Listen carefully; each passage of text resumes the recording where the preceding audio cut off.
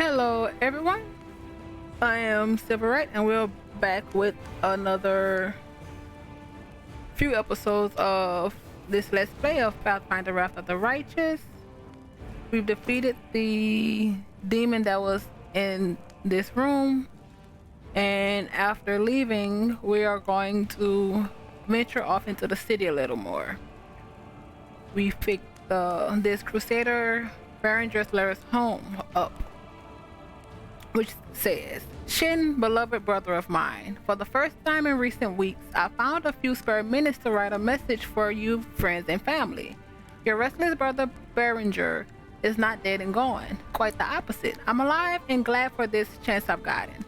By joining the Crusader ranks, I've truly found my place for the very first time. Can you imagine? I can already hear your disapproving retort. Berenger, that scoundrel, he now thinks himself a hero. But believe it or not, these days, my intentions are further from any esteemed titles or glory than ever before. I joined the Crusaders out of boredom, out of horrible melancholy that clouded my mind and filled it with dark thoughts. But for some reason, a slacker and a drunk such as I, who has done nothing worthwhile in his whole life, happened to gain the favor of the resplendent Iomade on the 15th day of battle, surrounded by devotees, stained up to my elbows in demon blood. I gave in to my commander's influence and offered a prayer to the inheritor, and my prayers were answered. From that day onward, I was not just a crusader. I was a paladin of Iomade, able to smite abyssal monsters within the virulent to me by the divine. Will you even recognize me, Shin, should I return home? I've changed. I can feel it myself. Iomade gave my life purpose. Offer me a weapon to slay the enemies of Galorian. By the inheritor's name, I won't betray her trust. Please send my heartfelt regards to our poor mother and show her this letter. Visit father's graves for me and never forget about me. They're sounding the horns again. Demon spotted. Be well, Shin. May Iomade's blessing be with you. Your brother Berenger. Oh. I hope you survived. Okay. And I think we did everything else. But what I did, the one thing I did wanna, oh, it's not. What is it under?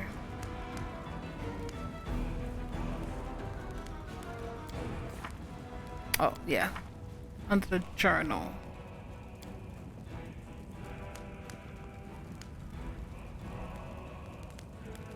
I know, but we are far off from level 5. But at level 5, we get a favorite enemy. And up to this point, there's a few demons, but I'm curious on what type of enemy is Manago. There we go. Because right now she's number 1 on the hit list. So Manago. Oh, I didn't realize you. Oh wow, level 17 outsider, 11 witch. Is outsider a type of? I believe so.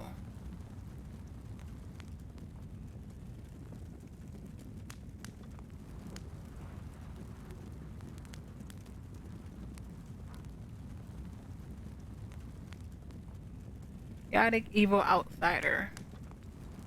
So it has to be.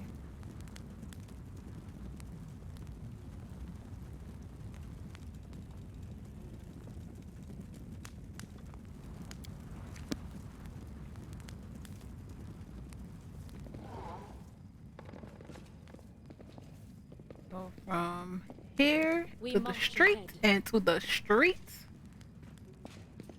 we can finally leave the market square without coming back for a minute.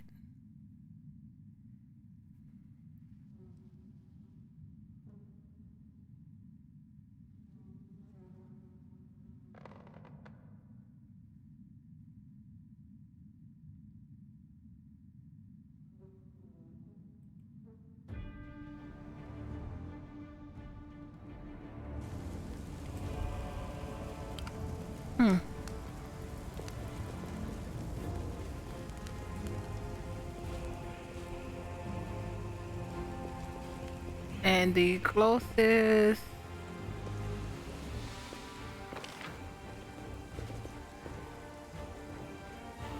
is there.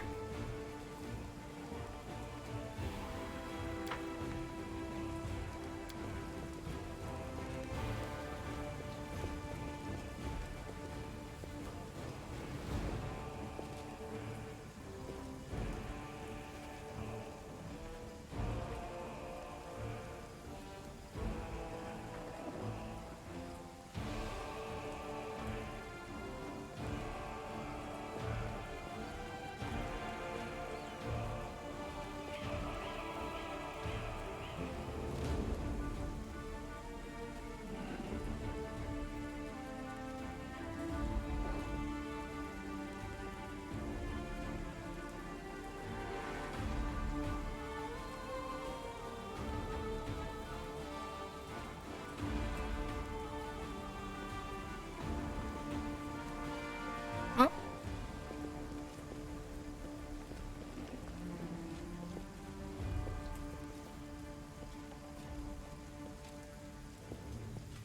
And exit area.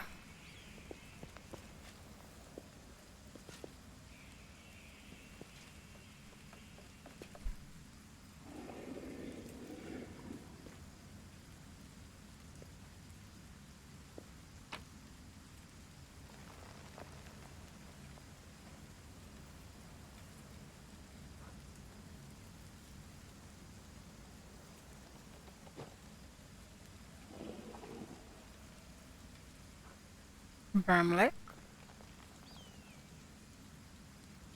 Walker, wizard.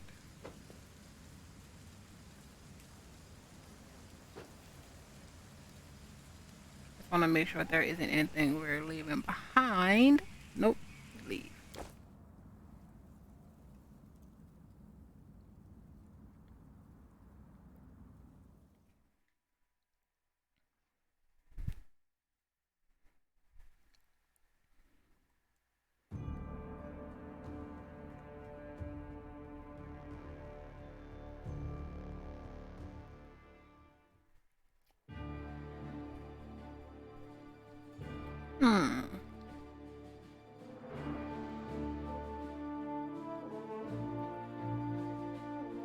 We did this, but I know the storyteller is really important. I know he's in the library, and all of this can be his fault. They're fall in line, so we can try to do this in one shot.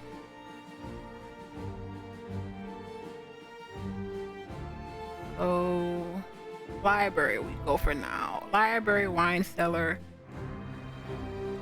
then down.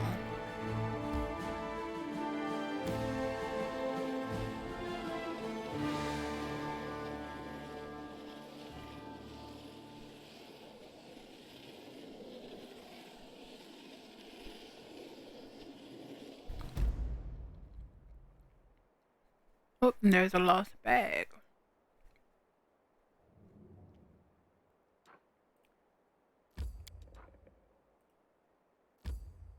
Less than an hour for, is it for both? We're going to the lost bag first.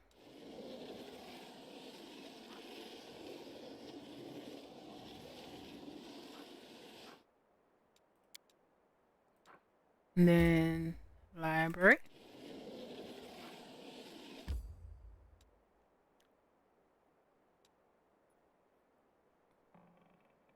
We'll just, let's see, what do you have going on?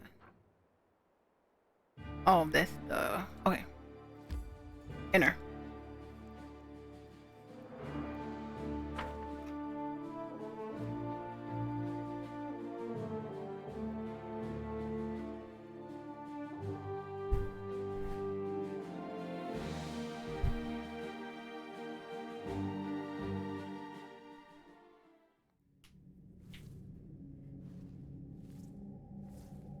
Okay, what do we have? Person. Let's go here first. Now what is that? Here. We have a few things.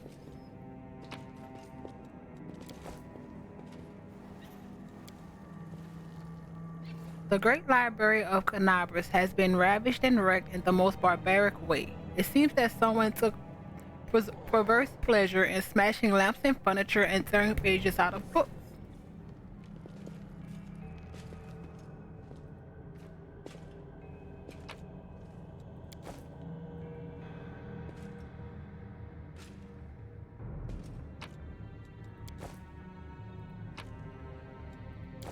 Oh, that is something. Light armor.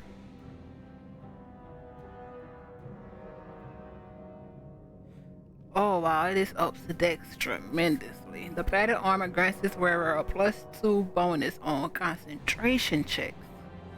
I don't think I have any concentration. I don't even know if I'm going to have concentration.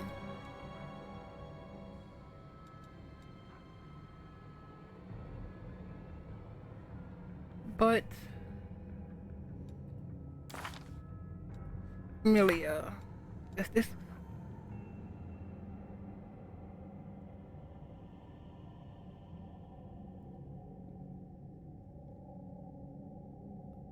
How do you know if something is concentration? Who may have concentration somewhere?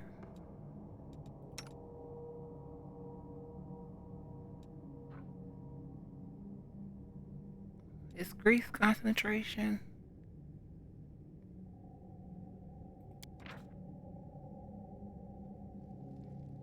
No, it just does.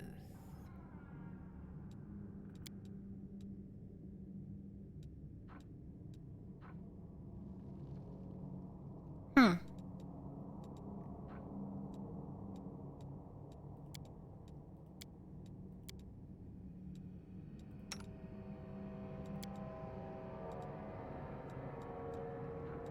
Oh, we'll figure it out. Because I honestly can't.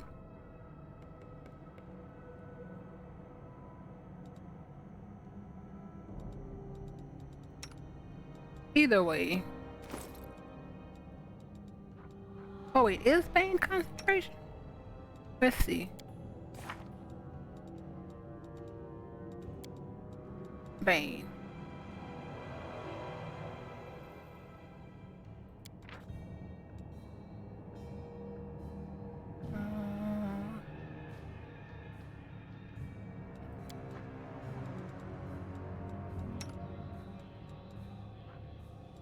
Okay.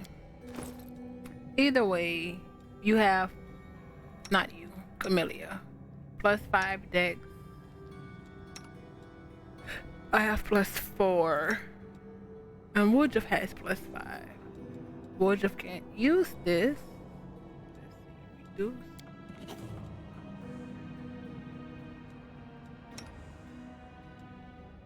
And this is giving her 3. I don't think this is gonna change anything. Yeah, this brought her down.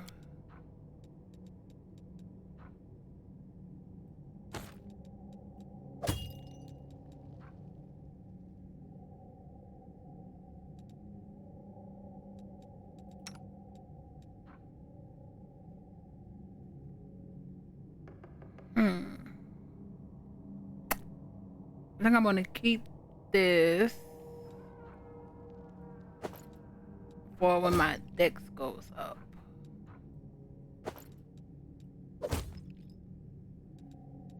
Wait, what does it look like? Oh no.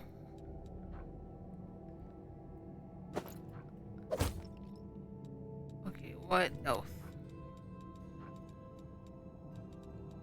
We did that.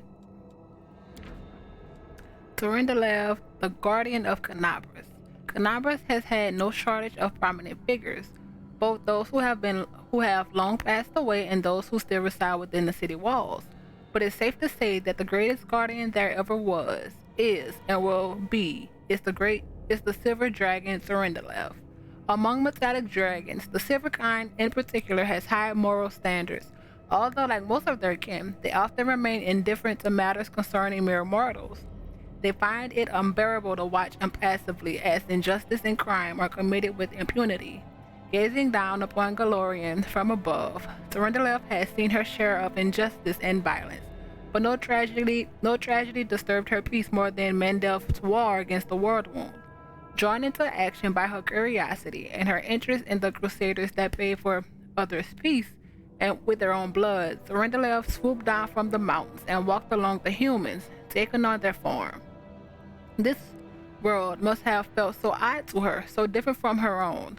Luckily for her, Thorindlev was not the only dragon living among mortals, and the wise gold dragon, Hus- Hala- Hala- Halasiliax,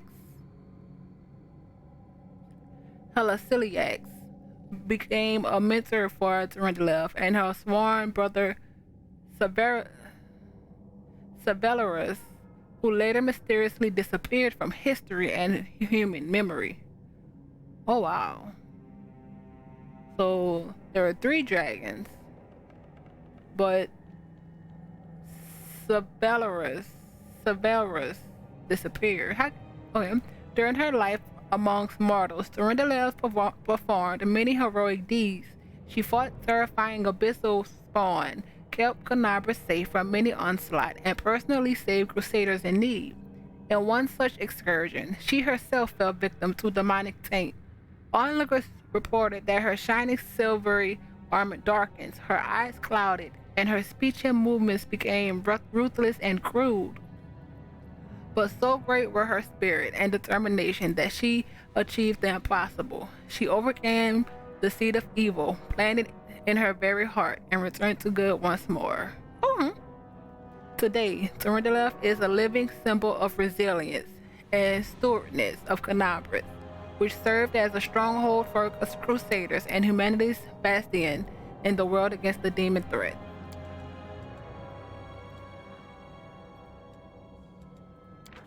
Next, Juino, Poland, notes from my travels in northern Avestan. In the knowledge that the best place to observe the effects of extraplanar energy entering our world is the region formerly known as Socorus, I immediately set off for the desolate land. Upon arriving in Mendev and making inquiries to find a guide who would agree to escort me to the lands bordering the world wound, I came up against an unexpected impediment. The local rangers and guides categorically refused to help me. Desna, however, smiled upon me and led me to a local hunter. After 3 tankers of grog, he agrees to go with me to the world wound and show me the area. By the time he had sobered up, it was already too late to reconsider. We had passed the last gardens and had plunged deep into the forest of Socorus. Even thousands of miles away from the planar rift itself, an attentive observer can discern the anomalies brought upon by the world wound, insignificant differences that have become more and more pronounced the closer one gets. The first thing that struck me were the unnatural trees that looked as though they had all been sketched from a single exemplar. Then the quality of the air changed. It tasted different with every inhale, from sulfur to caramel, from acid salt to spoiled herring. According to the almanacs I had consulted on my journey to Mendev, one of the first signs of the world wound's creation were towers of black smoke billowing up from the rift. The terrifying sight above the southern steep and the tales of my guide confirmed that the effusions of ash and poisonous fumes continue to this day, although I did not expect the air there to taste like one was standing between a confectioner's and a crematorium. As we journeyed on, we encountered the remains of dead livestock, dogs, and even people. Some skeletons bore the marks of demon claws, while others had clearly expired of rather more origin causes. We even came across 2 perfectly mummified corpses that looked as though they had been turned to stone. Skirting around a sparse and foreboding forest, we came upon a plain that was bisected by a series of unnaturally uniform hills. I would have been only too happy to study said phenomenon, but alas, after several paces, my guide was hoisted up in the air and quite literally turned inside out. After shedding my blood-soaked frock coat and the encumbrance of my souvenirs collected on the way, I hastily withdrew. Oh wow. So, pretty sure at some point we're going to the world wound. But that's good to know that the closer you get, the worse it is. Which makes sense. The Barbarian horror. When they reached the cemetery hill, the rain was pouring. In spite of the weather and the priest's weak protest, Rigor had no intention of stopping. If his suspicions were correct, the evil that settled in the village many years ago had to be stopped as soon as possible.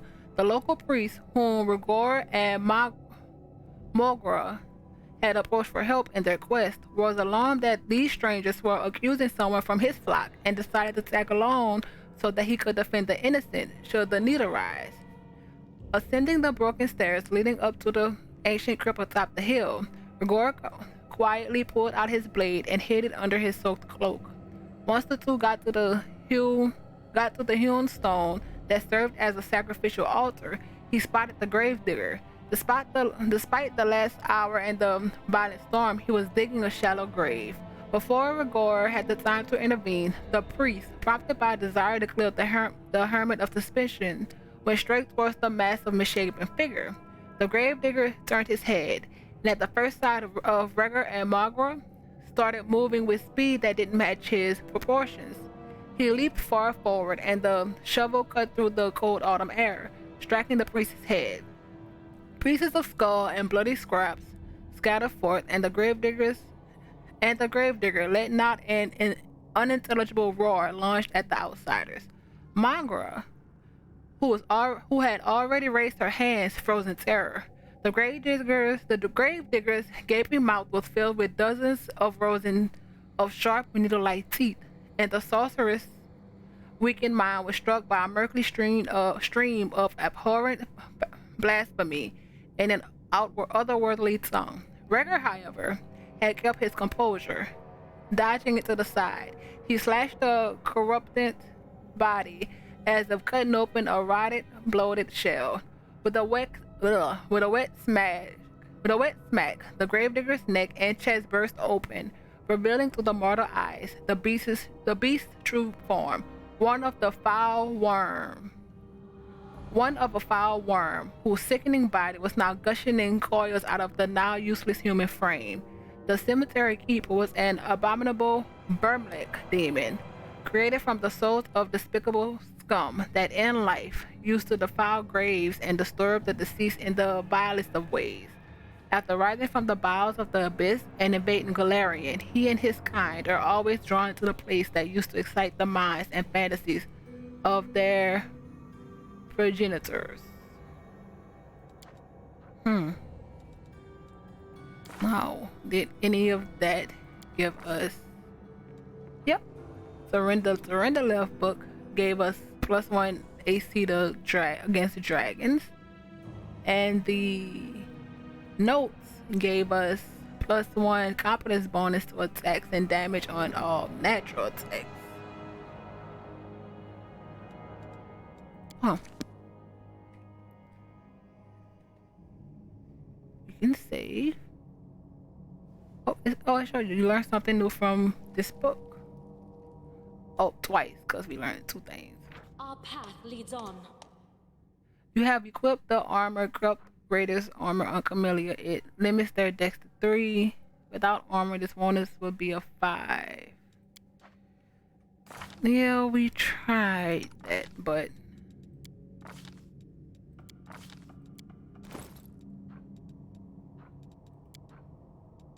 23, 19, 20, nah.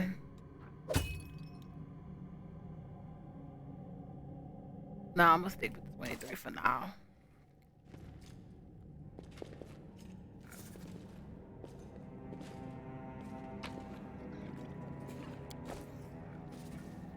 Meteor does scroll up a large person.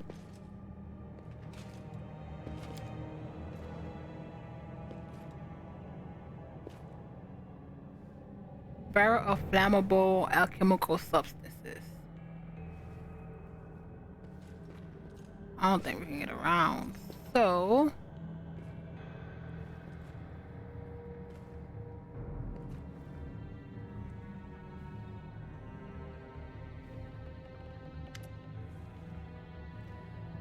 Ostaki Chalub. A stocky knight with a head of messy black hair stands before you. His armor is splattered with blood. He greets you with a deep, booming voice. Huh, Crusaders? Excellent. I am Captain Chalub Sezamel, and these are my men. I am about to burn the vile backstabbers and heretics here. These pathetic imitators of the traitor Arulu who tricked their way into the ranks of Crusaders. Wild. The demons still haven't entered through the defenses of Canabras, but time is running out. The knight nods as a heap of severely beaten people and a strange elf whose appearance seems jarring for some unknown reason. Sazamel bellows threats at his prisoners, who seem to be in a state of deep shock and utter terror. The knight's left eye is twitching suspiciously. It's either a nervous tick or he's winking at you. What could that even mean? A strange feeling rises up within you. It's pure instinct. You don't know what you're about to do, but you're certain that it's right. The lore. Examine the armor and the symbol. Failed. After carefully studying the Crusaders' armor, you can say with certainty that they aren't fakes. These men are real Crusaders. Perception. Take a closer look at the rootless Crusaders. Succeeded. Chalub is talking too loudly, all while casting sidelong looks at you. You have seen similar behavior quirks before in liars. Are you ogling me or what? No, not at all. I just saw that you, are you on our side? The knight points two fingers out from his temple, mimicking horns, and look at you as if this is supposed to mean something. He quickly drops his hand. Okay. Alright.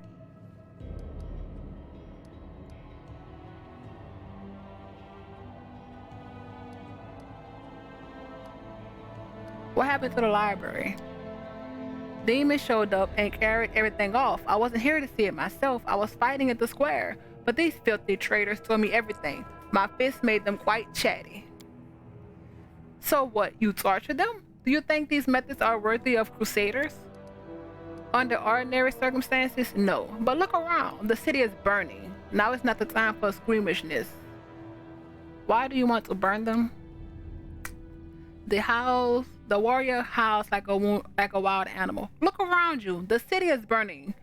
The city is in burning ruins. So many innocent lives lost, and all because of abominations like these here. Cultists, heretics, and spies slipping into our ranks, carrying out the orders of their brutal masters, and preparing a heinous death for us all. They want to give us over to the demons, just like Irulu did the Sokorians. They deserve to feed the flames, licking at their legs. Ember, you come up with nasty words to use against people. You call them heretics, cultists, spies, so you don't have to call them people. Good people just like you.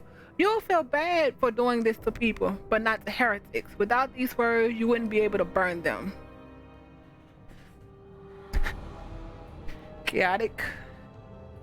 Given to the strange instincts. Idiots, stop! Heed my command in the name of Baphomet? I did pass the perception check, and he did the signal with the horns, I guess, wondering if we were with the demons. So the words fly out of your mouth before you can even think them. Some gut instincts told you that this is precisely what needs to be said in this moment, and the words hit their target. The Crusaders jump in surprise and look at each other in horror. Wolf glares menacingly at Caleb. Didn't you know, mortal? We're everywhere. Caleb leaps to action and barks out. Sorry, couldn't have known. We'll fix it right away, ma'am. An inexplicable feeling of righteousness flows through you. You enjoy seeing the look of oafish terror on the faces of the Crusaders and his lackeys when you rebuke them for their fecalness.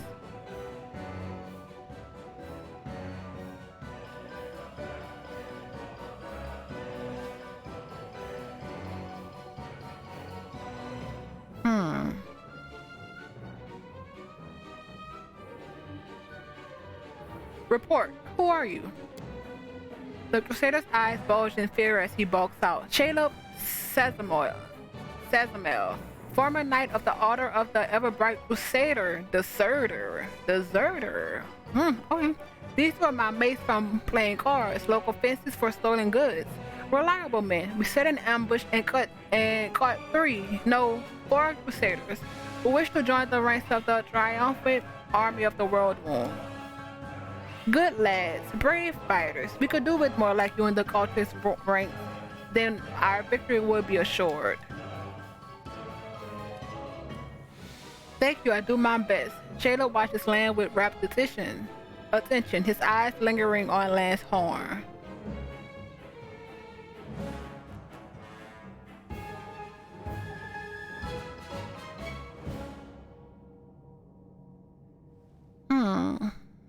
Listen to your gut. Stop wasting valuable fuel. If you like burning books, go rig the Great Garrison's library.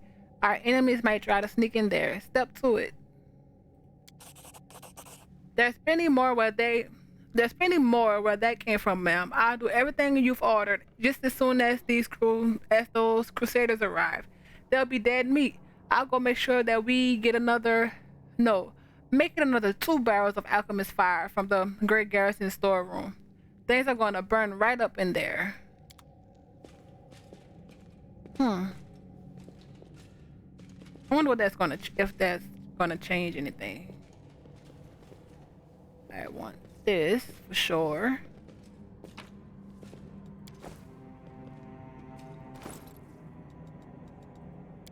Wonder why this always, well, not always, sometimes changes. Temples of Iomade, Father Lorian's guide for neophytes. Traveler, if the road ever takes you to the outskirts of Canabras, do not shy away from taking a few more steps and entertaining the cities proper. Apart from the ramparts and the fortifications that stand unshaken, bearing the path of humanity's foes, and the noble artists that keep their watch against the forces of evil, Canabras holds a treasure of a different sort. In days of old, in the fire and the upheaval of the Second Crusade, it became the site for the first and the most crucial of the ward stones, sacred obelisks that have the power to avert a demonic scourge, no matter how accursed it may be. No evil creature can pass betwixt 2 such stones that now stand along the edge of the world wound and shelter the peace of all Galorian. Even vile demonic magics are powerless against them, for the abyss cannot cross the unseen curtain of the ward stones. Should you arrive at the right time and be virtuous and respectful towards those who guard the ward stone, you should be granted the great honor of sharing in one of the rituals that support the magic strength of the holiest obelisk. This artifact and the spells invested in it are most sacred, for every ward stone was raised by the herald of Iomade himself, the closest of her servants, one who is selfishly devout to the inheritor's cause and the Crusaders' great mission. And even if you cannot reach the ward stone, do honor Iomade's splendor in one of Canabras's churches and pay thus your respects to the humankind's protector and the sacrifices made by the Crusaders for the good of our world. Oh, we learned something from that one too. What did this one get?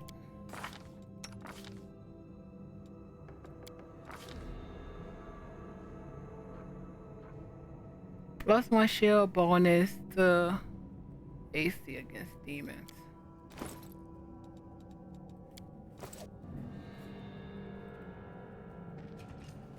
Well, we are in the library, so makes sense. Is that a trap? It might be a trap.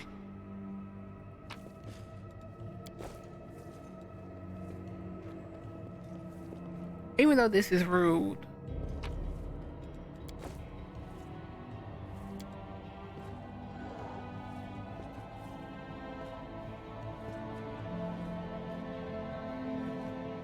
That is quite a discovery.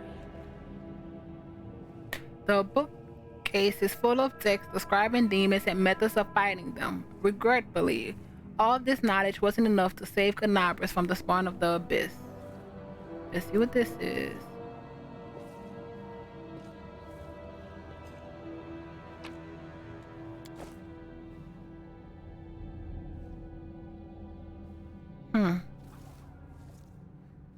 It's a 24 Arcana check. Nope. 1 0 0 0 10.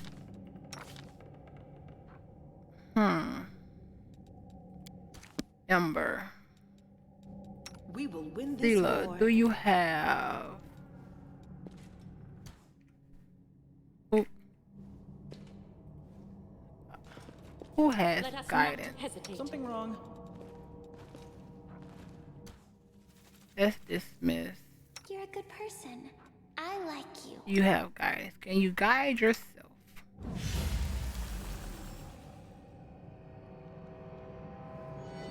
Actually, even though I really, where is the? We picked something up that helps.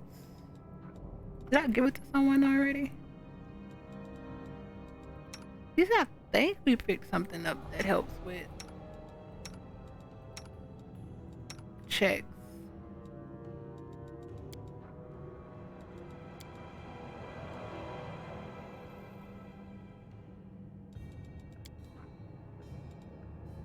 Here we go.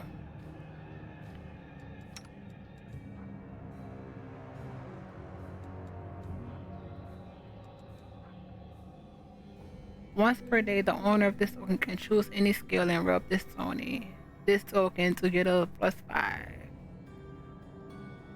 1 hour. This war So must end. guidance, and then I want this check. Oh wait. World, magic, trickery, perception, persuasion, and I only want it because it's so high. Lore, athletics, mobility, arcana.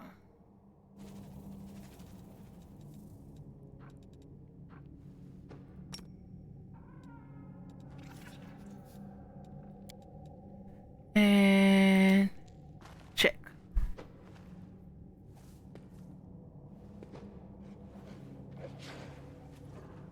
I did it. It happens sometimes. Nah, I thought I was gonna do some monstrous large demonic blade fell upon the library, splitting the ruins in two and leaving an enormous black scar. It is possible that the Scar himself was the one to destroy this building with his terrifying sight, Rift Carver.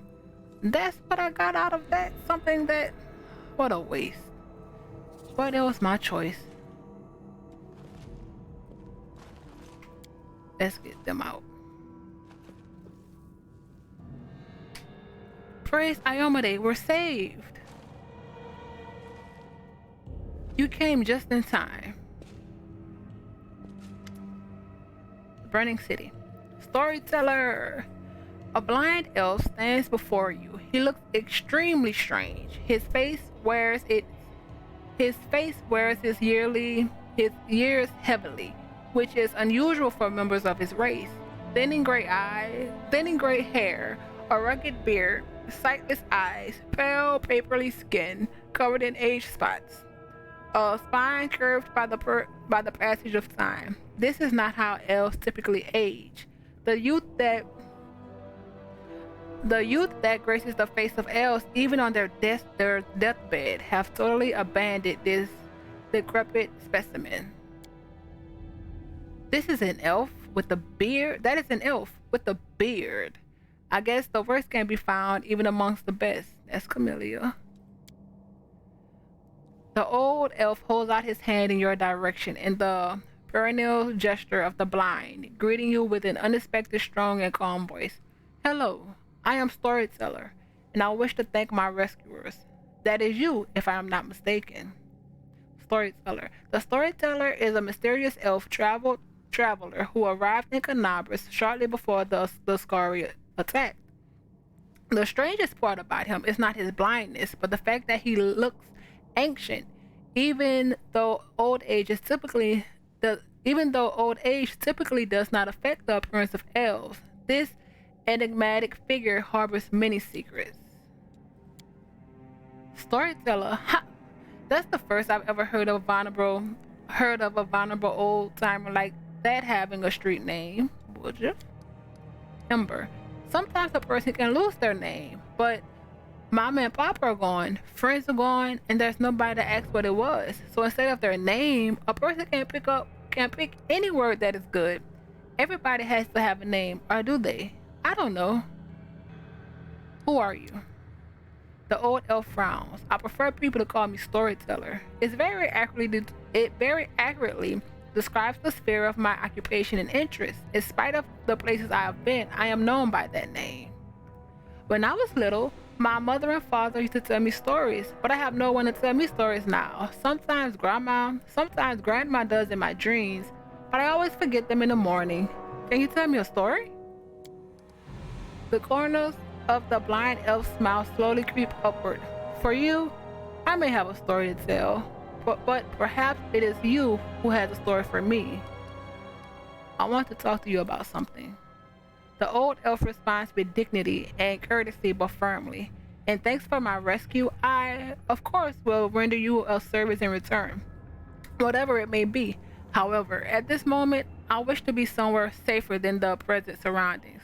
My recent adventures have fatigued me greatly. I would be grateful if you can help me to shelter of some kind. The stubborn set of the elf's mouth tells you that he won't change his mind.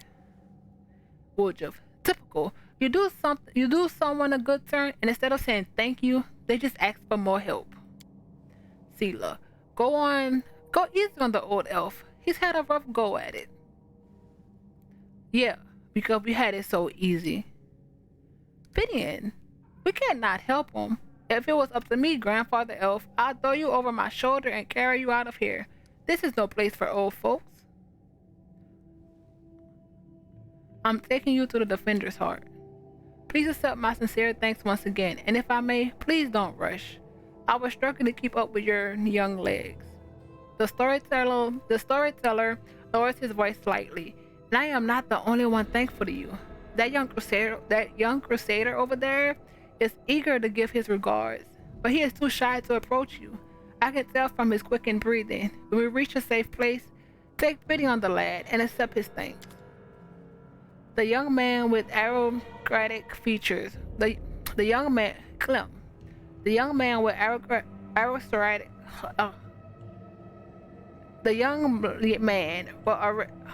aristocratic features wipes the sweat from his brow and gives you a courteous bow. Allow me to introduce myself. Brother Clem at your service. Thank you for helping me. We thought we were doomed to perish. There is death everywhere here. Sometimes I think we're all doomed, but then death has passed us by, and we're still alive. Lane looks at Ember with sorrow in his eyes. But you're an elf. You should live hundreds of years and not even worry about dying. Little elf girls shouldn't even know such words. When children are thrown in the middle of war, they learn many sad things. That is why we have to win, so that other boys and girls don't have to learn what we did. Who are you? We are Crusaders of the Order of the Flaming Lance. Our order dictates itself to the pursuit of hidden knowledge and magical methods of fighting the demons. We are searching for our leader, Sister Miamir, the scholar. She spent the last few weeks here working day and night on some important research. When the demons attacked the city, we rushed to find her, but it seems she left the city shortly after the demon attack. Miamir just left the city, leaving no word of where she could be found? None. She left in a hurry without leaving any notes or orders. Why? I have no idea. The only thing that may serve as a clue is this book, the one she was studying. The knight hands out the leather-bound tome to you. Receive my company of worn-out worlds, Songs of the Crusader. Miamir's notes mention something about a stone book belonging to the Druids of Osicorus. What does that mean? Stone books. The Druids of Osicorus used sacred trees as books. They carved their secret knowledge on the bark. When the demons came, the Druids resorted in a dark ritual that turned the trees to stone, and the Druids themselves into undamed, doomed to guard their stone library grow forever. Oh wow. But that happened far from here, in the stone wilds. Is it possible that's where Miramir went? Or maybe she found one of those trees somewhere nearby. I don't know. How did you end up in this trap? The traitor met us at the door. He seemed a faithful and passionate crusader, and we didn't suspect a thing until they attacked us from behind and knocked us out. We didn't expect such treachery. Most of our older brethren are dead, and we were desperate to believe that this man in armor was a fellow crusader, a comrade. While we were unconscious, they removed our armor and tossed us on the pyre of books. What macabre blasphemy. Ain't it always the way? You start to think you might be able to trust the fellow, and boom, he goes and stabs you in the back. But if you never trust anyone, then soon you'll become a killer just like Horan. That's hardly better, is it? Pah, don't start on that now. Fine, you convinced me you can trust people. But only one in every dozen, I say. And not for long even then. Who is that elf with you? Is he a crusader as well? No. Oh, we already know. Why would we ask? I thought you were talking about another one of the people. No, he calls himself a storyteller, and he only recently arrived in Canabris. We often saw him in the library. He was interested in the writings about early Socorus and the era before that. It seems the traitor caught him in the library and decided to kill him along with the rest of us. The young man's voice drops in a polite murmur. Have you noticed that the storyteller is a little odd, even for Canabris, where you can meet the strangest people from the farthest corners of the globe among the Crusaders? Have you ever seen such a decrepit elf before? Not just old, but ancient, with a great beard like that? Elves don't tend to grow beards, I thought, and they don't have wrinkles. An elf with wrinkles and a beard, a detestable absurdity. Hold on there, a beard isn't the worst thing a person can have growing on their face. You should see some of the people back in my village. The worst thing that is growing on your face is your mouth. Please try to keep it a little less often. Please try to open it a little less often. Camellia. Lan clenches his teeth and turns away with a dismissive wave of his hand. Go to the Defender's Heart. Those who are ready to fight back are gathering there. The city still fights? Why, that's incredible news. We will go to our sanctuary guarded by the Order brothers and sisters. We will bring them to the Defender's Heart.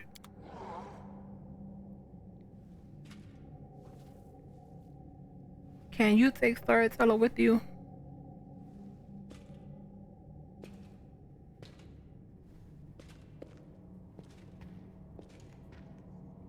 Cause I really don't want to go back to Defender's Heart right now.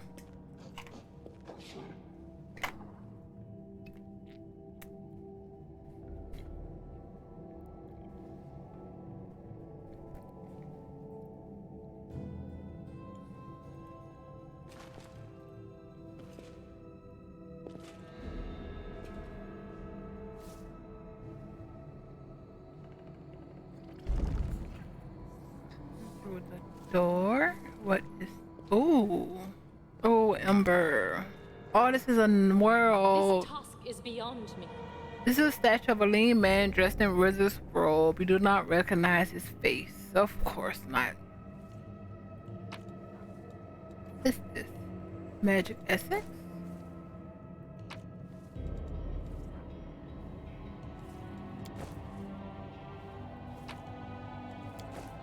That is regular armor. Oh, what is that?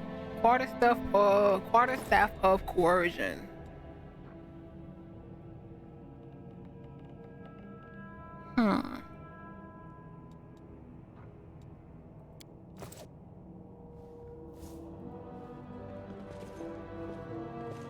Save, that was a. Oh wait, we do have a book.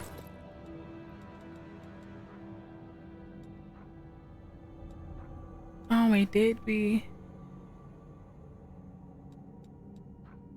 Let's see. The keen edge of truth, recollections, and admonitions, admonitions of the Inquisitor of Asmodeus. The Demon's Lord, whose names are known to mortals, number no more than a few dozen. Far more numerous are those who aspire to that rank and though in their own abyssal realm, but who as yet are unable to make a bid for such power. There are hundreds, possibly thousands of such demons, but their names are known only to the experienced demonologists and to those unhappy fools who decide to sell their souls to the abyss and fail even to find a worthy patron for their trouble. Time and time again, one of these weaker demons will secure a resounding victory, scale the heights, or should that be sink to the depths of the demon's hierarchy, already fancying themselves a demon lord, when they soon make a misstep and die in an inglorious death. The fate of such a demon could serve as a lesson to the rest, but if demons possess the capacity to learn from their own or others' mistakes, would they even be demons? No. A stubborn refusal to learn is one of the major flaws that distinguish the bedlam of the abyss from the well-ordered hierarchy of hell. The demoness is Yangna, she of the sevenfold swarm, served as the example of such a fall from disgrace. One of the many daughters of Lamashtu, she possessed 7 bodies, 7 mortal women of the various races of Galorian, each with an ant's head, controlled by one hive mind. That's kind of cool. She commanded various insects, swarming, crawling creatures with ants her especial preference. The author of these words witnessed the oath of obedience sworn by cultists of Isyagno with his own eyes. The witless initiate was forced to meditate while sitting atop an anthill. However, the human sacrifice is being carried out by this fool's brethren around the little town I was serving in at the time were far more amusing. It required no small effort to destroy the cultists, who have been summoning ravenous swarms and spreading madness in the name of their mistress. So what became of her? What fate befell Isyagna? The particulars are unknown, but consensus holds that the mistress of the crawling swarm ran afoul of the master of the flying swarm, the far more powerful demon lord Discari. Only Lamashtu's intercession saved her daughter from death, but not from an abasement and the loss of her powers.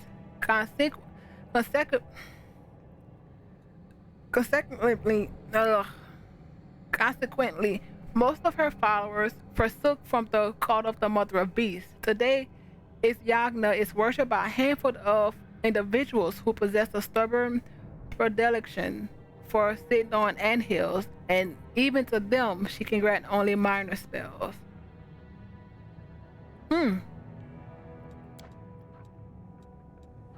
So you can't fall from godhood. Without a shadow of a doubt, expecting nothing in return, the life and feast of Lord Axelar Tresbot by Dura Denziwar. Nerogian Cruciform Cathedral Publishing House. Frowning Lord Tresbot made a gesture for his people to halt. Everyone froze. No one dared to disobey his order, even one given with his eyes alone. Lord Tresbot loved to say that he could only win when his whip frightened his soldiers more than the demon's claws, and he succeeded like no other in enforcing discipline. The Lord approached what we took for a scarecrow from afar, left in the middle of the wasteland by an unknown farmer, pricking it with his sword. The Lord made us a sign to approach. It was the body of a young crusader, a boy, not 20 years old, horribly broken, disemboweled, with shards of bone sticking out and shreds of skin dangling in the wind. Horror watched us from the stake, eyes sockets filled with worms. A contemptuous smirk across the Lord's face. Coward, he said through his teeth, fled from the battle. The demons caught him and he surrendered without a fight. And here are his useless fellows.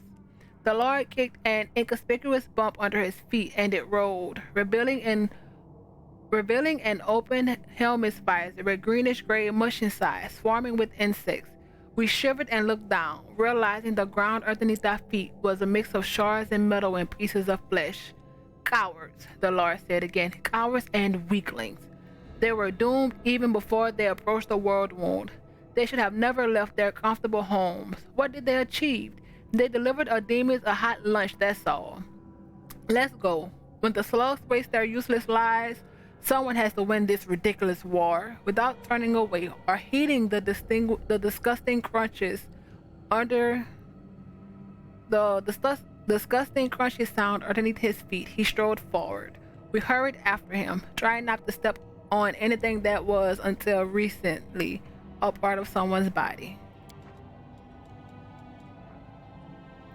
Last one. My company of worn-out words, songs of a crusader, collection of ballads composed by a bard who fought in the Second Crusade. The first songs are brimming with swaggering optimism, but as the collection progresses, the texts grow darker and more obscure as the despair and madness slowly take possession of the bard's minds. Milmer has annotated one of the verses. Long dead fingers of blackest stone, the forbidden tree stretches out its branches to me. White pebbles dog my steps, 1,000 piercing eyes on hoar frosted ground. The winter sun's rays caress the ruins. Anxious symbols burn on heart and bark. Secrets crusted over with white legion. And a white fog steals over my weary mind. In Milmer's handwriting, a note reads, Tree? Ruins? Stone Book of the Jewels of Old Succurus here?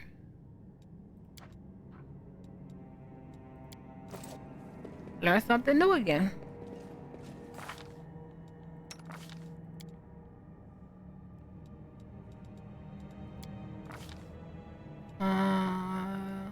This one. +1 confidence bonus on saving throws against swarms.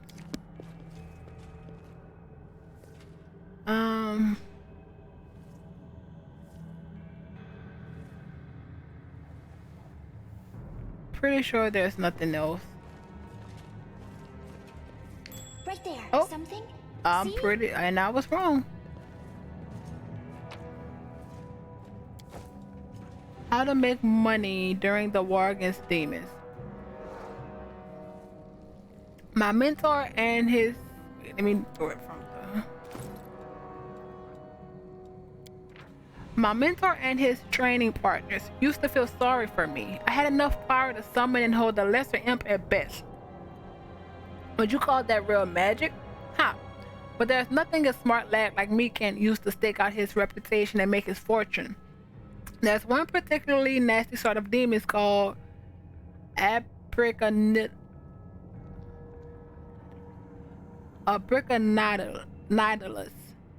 They're made of the souls of banders and destroyers of art. In demon form, they continue to do the same. When they see a beautiful picture and statues, they fly into a rage and desecrate them. I once overheard a conversation on the street between two art collectors. They couldn't decide whether they should patronize a young and promising artist or a famous maestro whose best days were behind them. So I made them an offer. How about we place the two paintings side by side? And I summoned this is dumb. And I summoned an abracandaloo. Whichever painting is attacked first will naturally be the more beautiful. The key was to banish the demon in time before it destroyed the paintings. But that wasn't going to be a problem for me. The collectors agreed to run this experiment according to my plan, and thus my legacy began. 3 months later, not a single art event could do without me and my demon servant. They were invited to exhibition openings, appraisal workshops, and auctions. The more the enraged the demon became on seeing another carving or slapdash dog, the higher this price rose, and they paid me well for my appraisal. I often staged artist battles in which the demon would choose which of the two paintings is despise most, and the tickets sold like hotcakes. However, there was one unfortunate incident. A gnome and an elf came to me from Absalom, two young bright-eyed artists. They wanted to enter one of these battles, but they offered particular sculptures instead of paintings. The gnome had a huge pile of nibbled apples preserved by a spell. The elf had a watering can without any holes, which stood on a cart with one square wheel. This, as they explained to me, was modern art. It was, how did they put it, unconventive, and or some such thing. They claimed it was popular in Absalom, where the gnome and the elf were famous unconventive artists. Well, my job is simple: to display their works, gather an artist, and release my demon from his prison. And that's precisely what I did. But the Abracadabra came out of his cage, looked at the apples and at the watering can with the cart, and then looked at me like I was a complete idiot. Turned around, went back to his cage with an expression of utter disappointment. It was nearly an international scandal. I was so upset that I even returned the money for the appraisal to the gnome and the elf. But it's all right. My business still thrives, even without the Absalom clientele. Meanwhile, where are my more talented fellow apprentices? Half are still crouched over books learning what they can. The other half went off to those ridiculous crusaders and perished. They never considered that demons can be used to make money. And a lot of it, I think I'll soon buy myself a little palace and cover its walls in the words of all the most famous artists. I don't know if that's just dumb or funny.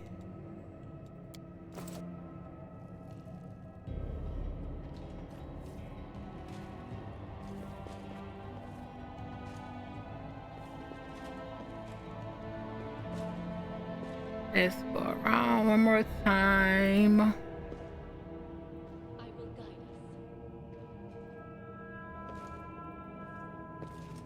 Actually, what I wanted, I don't think we have to talk to him to leave.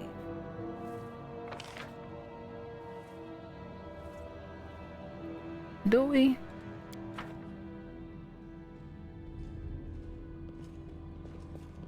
Let me save this just in case. Yeah, storyteller.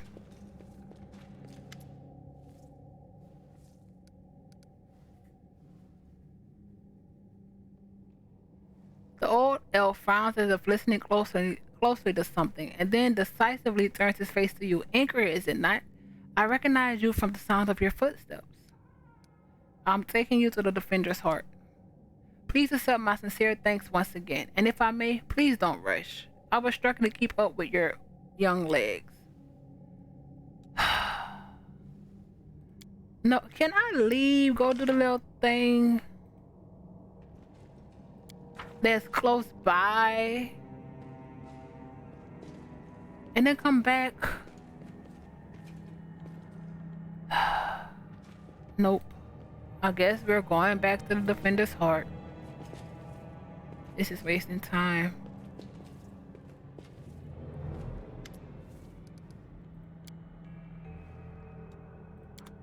Yeah.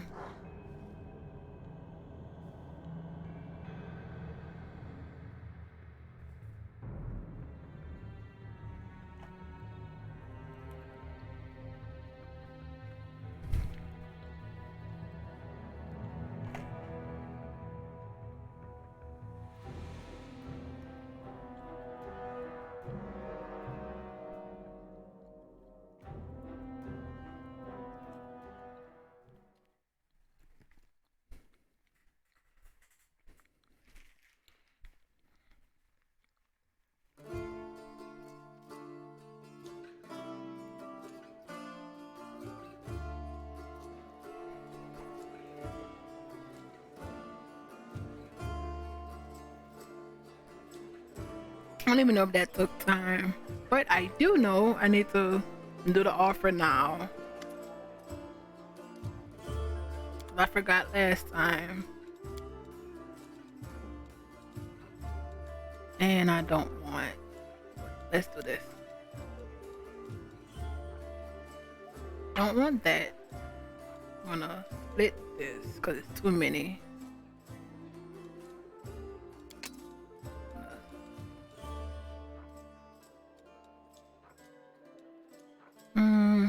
Double all of them because they have one masterwork.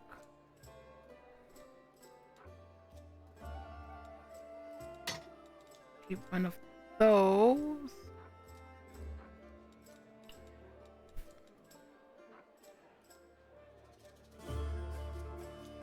I'm gonna keep that, I guess. Why didn't I give that to Sela?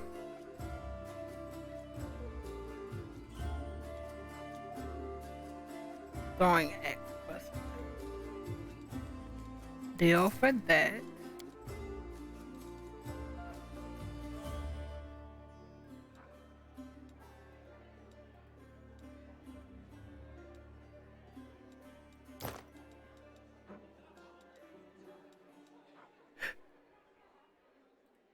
Scale mail. Light, this is 5. So that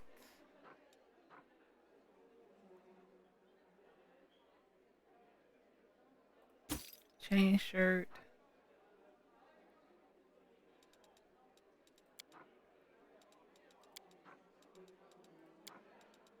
Deal. And price. Oh no, descending.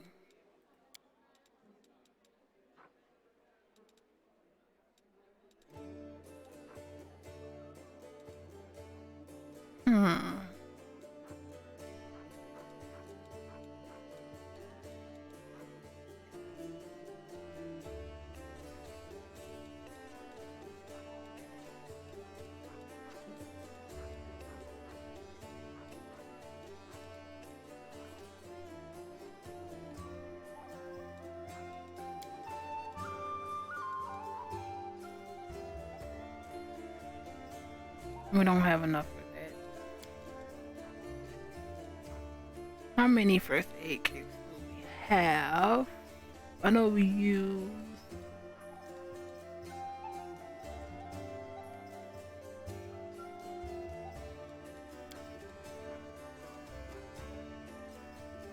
three.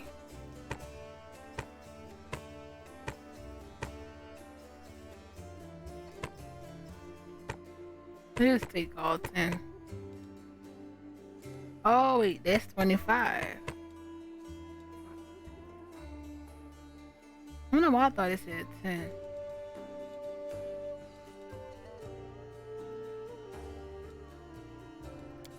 Ooh. And that's everything. I think the offer stuff we did. Deal.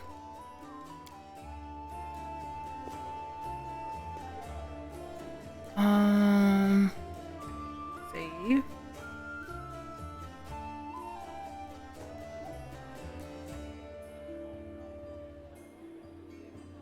We storyteller. Where is storyteller? And then we have to tell her about the pathway we found. But I also, you can take this for sure.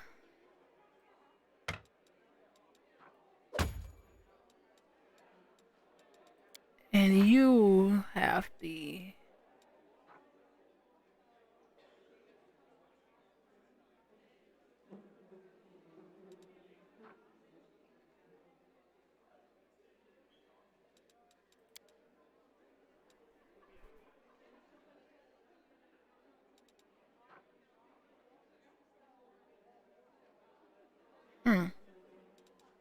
I'm gonna eventually figure out the concentration crap.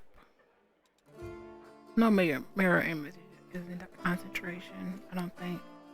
Oh no, you just get hit. Um,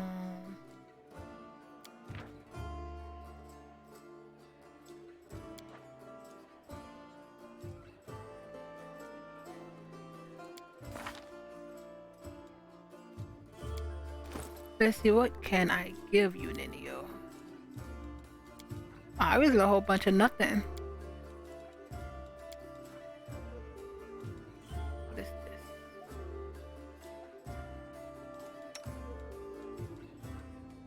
Would you?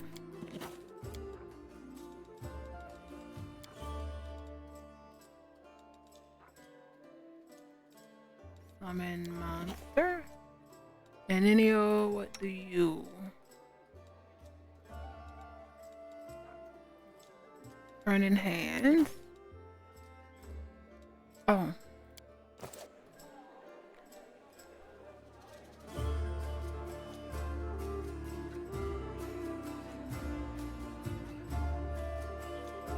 Wait, where is you? He will probably be by close to Staunton.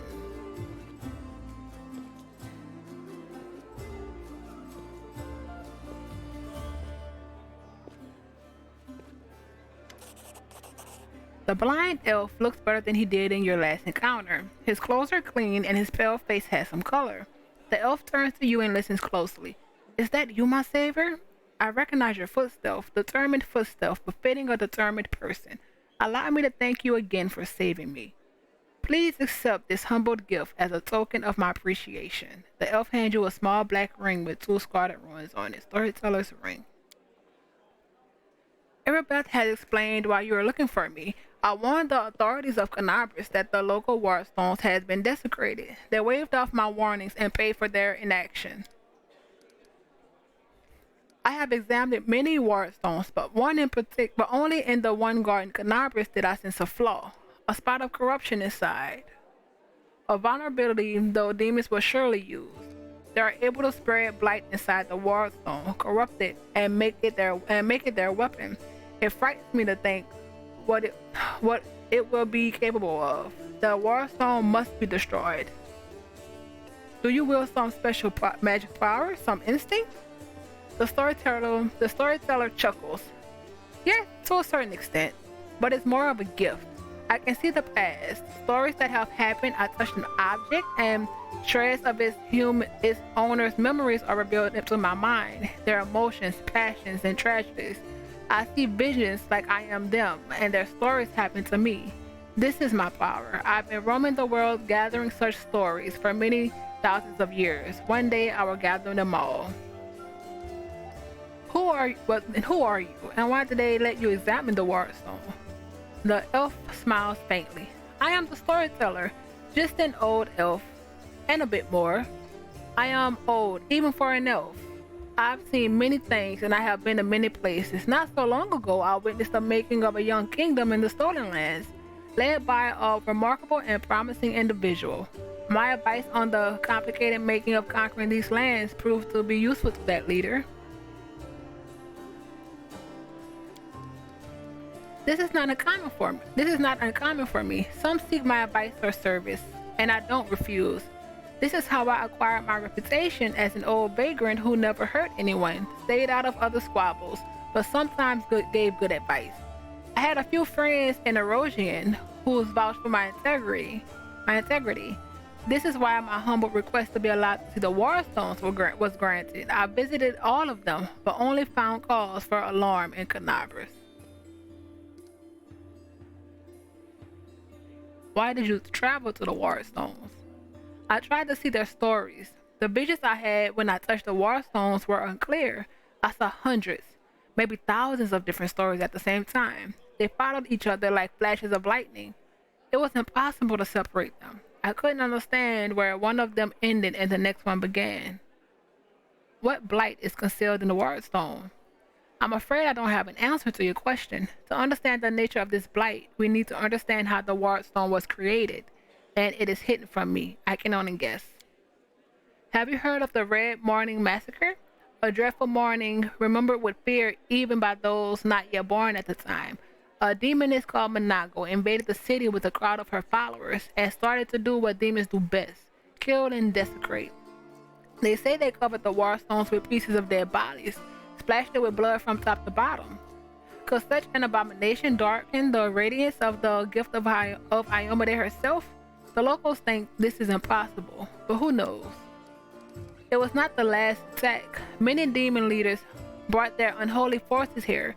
Even the terrifying Baller Korasmade, Karamzada,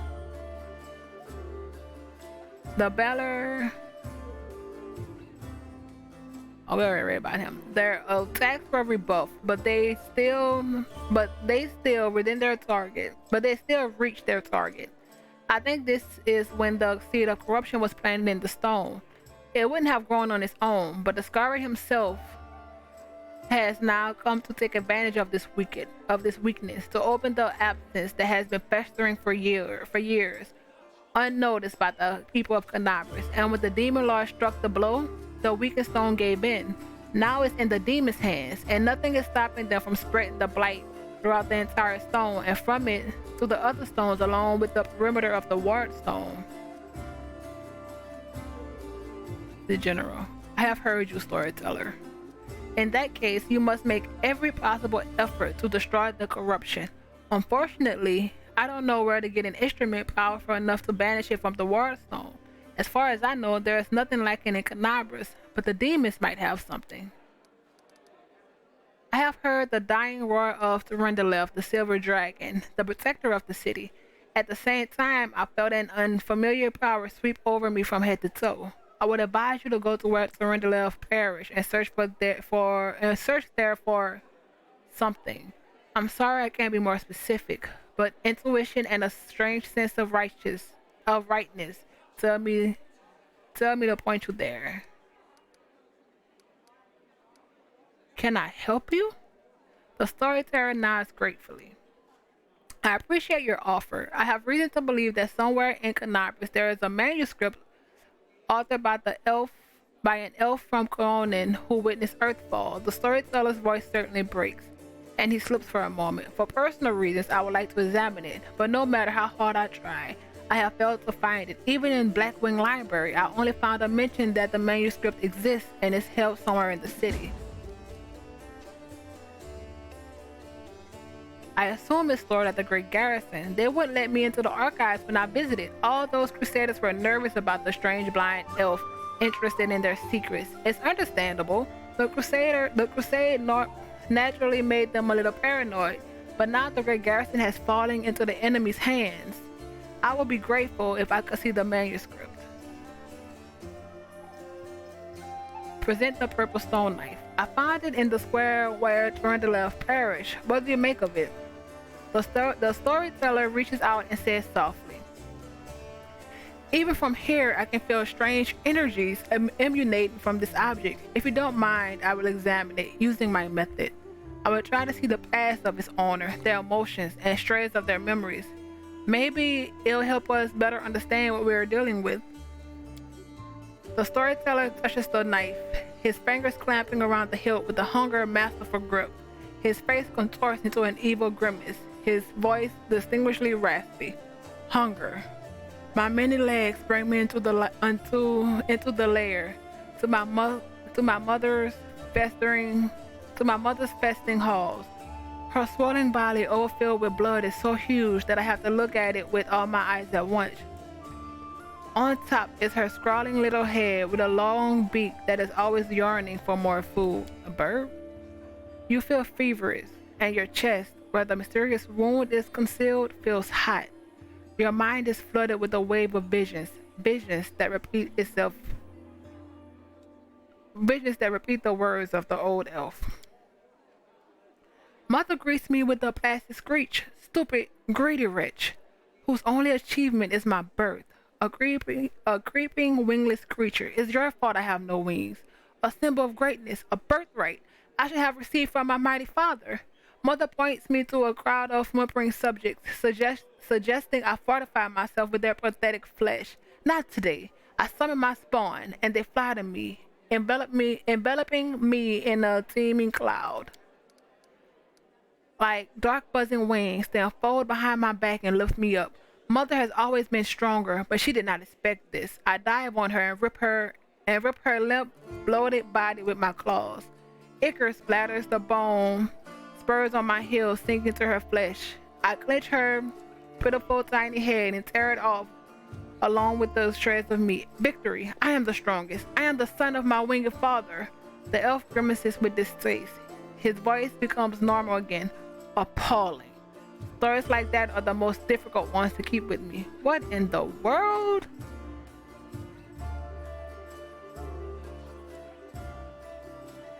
I still don't understand. What does the knife has to do with this? The storyteller opens his mouth to answer, but a sudden spasm covers his face. A new vision, a much stronger one, engulfs the old elf. The malevolent undertones vanishes from his voice as it grows more determined and tired.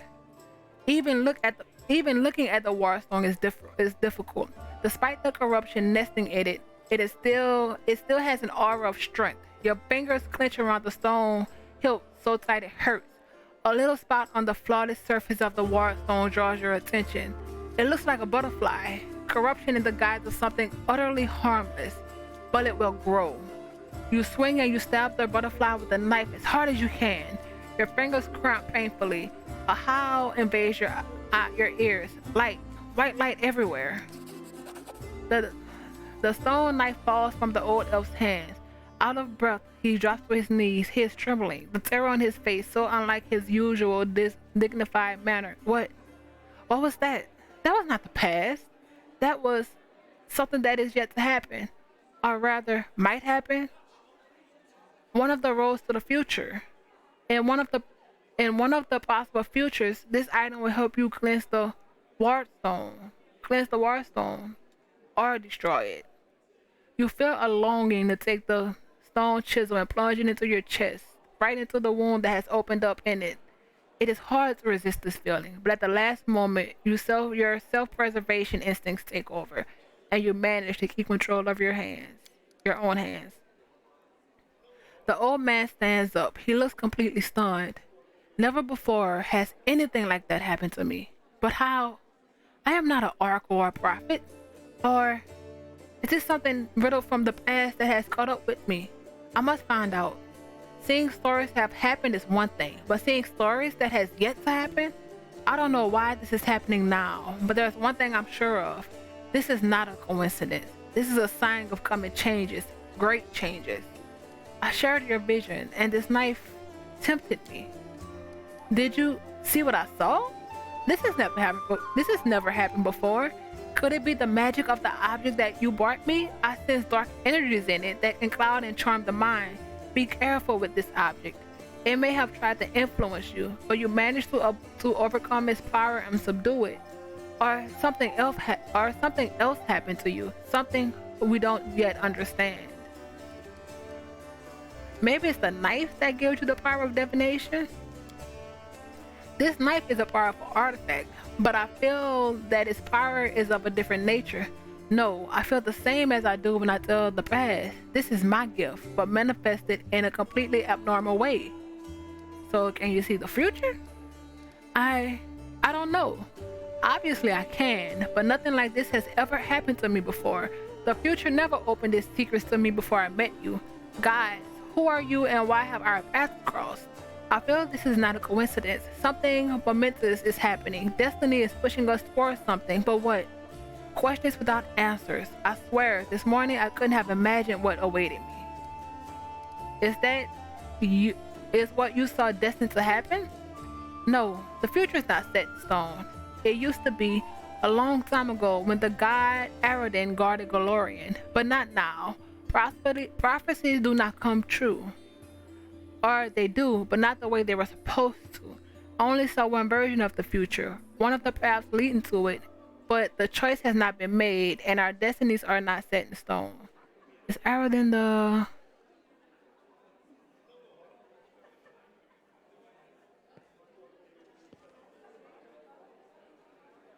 Yeah, he's the guy that supposedly died. Who were you in your vision? I don't know. Someone strong and desperate enough to resort to extreme measures. I felt that what I was doing had to be done. Your powers are amazing. A few minutes ago I would have agreed with you, but the thing that just happened, it disturbs me. My gift has never manifested like this. Something has changed, and these changes frighten me. Please examine the items I'm carrying. Perhaps some of them can tell us a story? The storyteller nods politely. Let me touch them and I'll tell you what I can see. The old elf carefully takes the annual sword, Radiance. Powerful forces lie dormant in this sword. It used to belong to an incredible, bright, and daring soul. The storyteller's hands run carefully along the scale that has still not lost its shine. Proud to Rendelev, protector of Canabras, you devoted your life to serving people. Your death is a great loss. But maybe I will be able to find out something about you that is unknown to your many admirers? He then touches Finian. What a peculiar weapon. I sense intelligence in it, but it seems... Didn't it? Finian. Grandpa Elf, watch where you're poking your fingers. It tickles. The storyteller fiddles with the fragment of a gold buckle. An old thing created long ago by divine will, but the power that gave birth to it is lost in the darkness. However, the relic still lives on, though it has changed. I wonder what secret it is holding. Would you like to know it? Bring me 5 vials of magic essence and I will revive this object, and with it, its story. How many? Oh, that's the broken gold buckle. I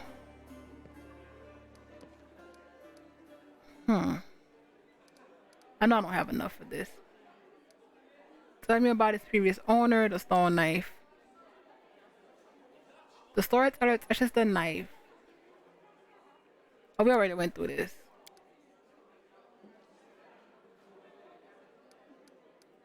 I'm just gonna, so we can grade this out. Radiance.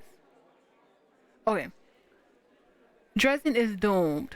Demons attacked right when we lost the protection of the Sword of Valor. My city, my bastion of hope. We built you as a symbol with the lands mutilated by the abyss could still be restored to mortals. Now you are perishing and there is nothing I can do. We retreat. No, we flee. A frightened crowd rushes out into the night through the southern gate. They are chased by the angry howls of demons, killing the last defenders of the citadel. My heart goes out to them, but I'm still standing on the wall. I am covering the retreat.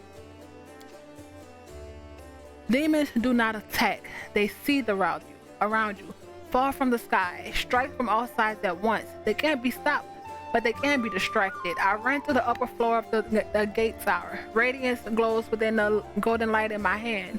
I permit myself to close my eyes for just one heartbeat. I imagine that the soft glittering of the sword I see through my closed eyelids is the light of the summoned sun. I smile. I open my eyes and I called out, "Hey, the scar respawn. Who wants the best trophy of the night? You know my name, Yanio. You know how many of you I have killed with this very hand? You want to curry favor with Darazand, Monago, or the echo of your lord? Bring them my head if you can." Roaring and screaming, they rush towards me in a wave of deformed bodies and unfurled wings. The wave crashes against me, splattering my armor and bloody froth. Broken wings and chopped up bodies plummeted to the foot of the tower. In the heat of battle, I see Joran's pale face down there. He looks up at me in desperation, but he can't help. He's carrying 2 wounded on his shoulders. My city will fall, but my friends will survive. This is what I'm fighting for. I am covering the retreat. Joran is